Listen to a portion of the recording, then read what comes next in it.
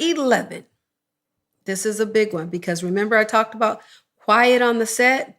Well, this entails opening up your mouth when something has happened and crying aloud respectfully. Now, I can't say that it might be respectfully if you find out someone has harmed your child.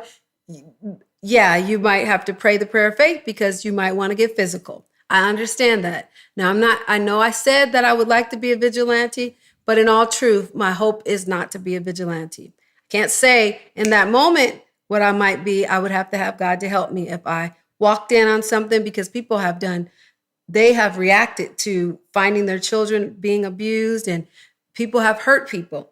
That's the first reaction. So I'm not giving a license to do that, but I'm saying you do get to cry aloud and you do get to compose yourself because you're going to need if you walk on the scene or if you find out that your child has been sexually abused, they're going to need to co-regulate with you. You're going to need to bring safety and you're going to need to be okay. So what that means is you're going to need to talk to a professional probably or a pastor so that you can gather yourself because remember, you're the lighthouse. You are co-regulating with your child. And while your child is confused, doesn't have the capacity to integrate the experience into their psyche or their physical being, you get to walk them through that. But first, you must walk through it. So that does also mean that if you have any pre-existing trauma, you're going to be triggered. And that's why it's so important that you do your work so that you can be accessible to your child and walk your child through the healing process. Children are resilient when they are tended to and when they are given help early. But it does take the courage, I'm talking courage, to report to a professional. Even if you suspect and you don't have the evidence, but you have enough concrete information that it doesn't sound right, you don't have to do the investigation. You can report it. Now, you can, when you know without a doubt it has happened, you get to also report that to the police. You get to report it. The challenge with that is in a family setting, people may feel like, how could you do that? We're family. Well, how could they do that? Their family. No one wants to talk about that. You are sometimes labeled as the problem starter, or you are the one who's breaking up the family, or it's your fault, or maybe, all of those things that the children are faced with after reporting. It shapes their healing process. So we want to be careful. But a lot of times there's a lot of backlash for families setting a boundary and saying no more. No more. No, this is inappropriate. Everyone in the family has a right to be safe, and we're no longer going to tolerate this. I mean, how many people does someone have to molest before someone makes a report? This is a tip. Make a report in the church. Let the police do the investigating, but you got to make a report. Let them figure it out. Make a report. Make a report. And some of us are mandated reporters, so we're going to make a report. We have to make people around us fear that they're not safe as predators, and we have to make the victim feel safe that we are invested in their recovery. Now, if they're lying, that also will be on them, and that will be on the legal system to, take care of that. But we don't want to falter and say, oh, they're just lying. No, make a report. Make a report. And most of us know our children, and most of us know, how they speak and what they speak about. So it's important to listen, get the details. And as you unfold that, you will see that why would they make this up? And why do they have all this sexual information? But make a report. Pastor, I don't care if you are a pastor, make a report. I don't care if you're a bishop, make a report. I don't care if you're a mother or father, make a report. I don't care, sibling, cousin, whomever, make a report and let everyone get the help that they need.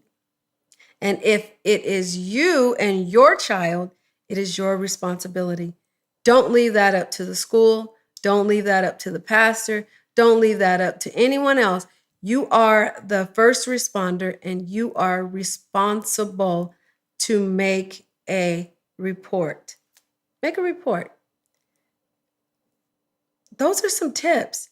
While we can't 100% guarantee that our children will be safe, those are just some things to look for. And a lot of what happened on Quiet on the Set, it happened because parents weren't noticing that there were groomers. There were people who had inappropriate relationships with children. Where's the spider sense? Children and adults are not on the same level. I don't care if they work together. I don't care if they are sports coaches. They should not have relationships as friends. There should be a gulf between them. It should be strictly supervised and protected. Watch people who want to be friends with kids, because that is an indication that they have sexually arrested development and even socially arrested development. If you want to be friends with a child, something is wrong with you. You have socially arrested development where you're childish and you want to laugh and play. Now, I like to play too. I'm a play therapist. I can play, but I'm not trying to be friends with children. When I play with kids, I'm playing toys appropriately. But when you're being a confidant and you're trying to build this special relationship with a child and holding information from parents, you're out of line and you have sexually arrested development and socially arrested development. And that's how they got away with it, because you're wondering, how could an adult stoop to that level? Well, in their mind, they identify as a teenager or a school-age child. That's the problem with that whole identification thing. Just because you identify in your mind doesn't make it true, because you are old enough to know better. You're an adult. So we're going to hold you accountable as an adult. And you're showing us a red flag that you enjoy being around children and you enjoy, having these conversations. You'd rather be around children than adults. Something in the water is not clean.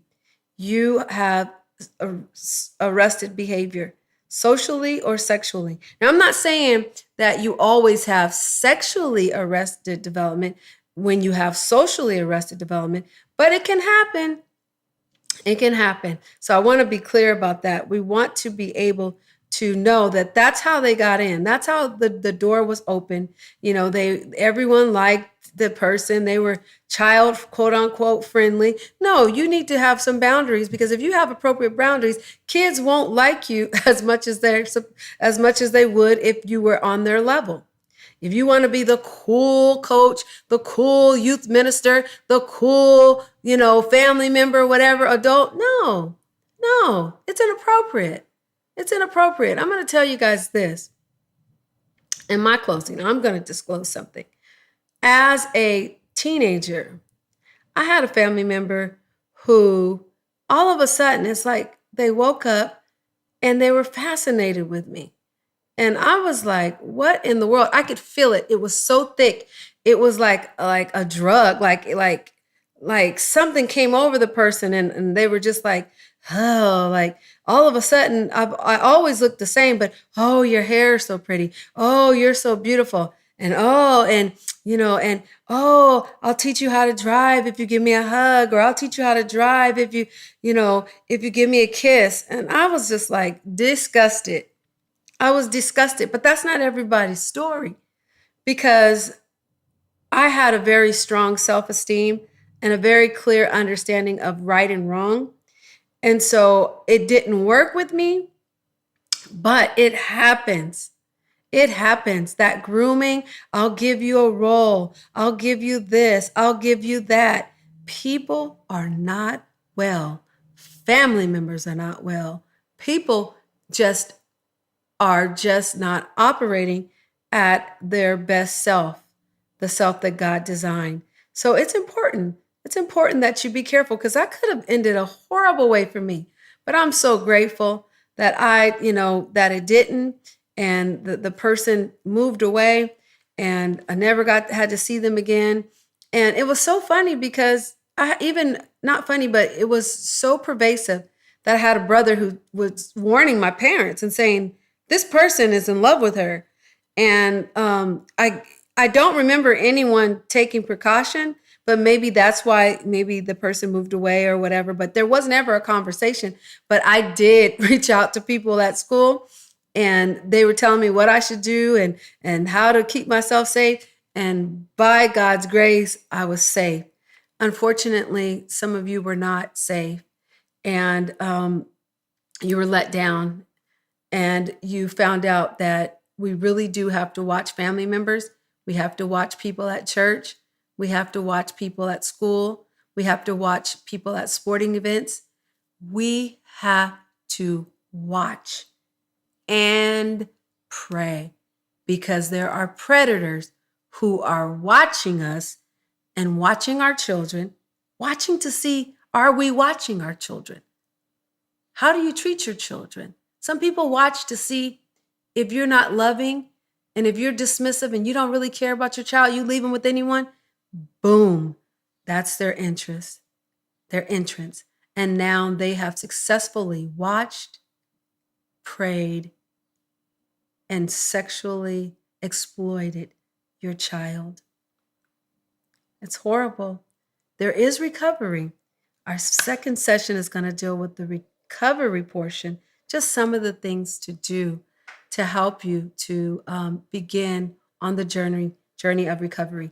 It's been wonderful. Thank you for stopping by and listening and spending time. And I pray that this blesses you and empowers you, because knowledge is power, and God's people are destroyed for a lack of knowledge.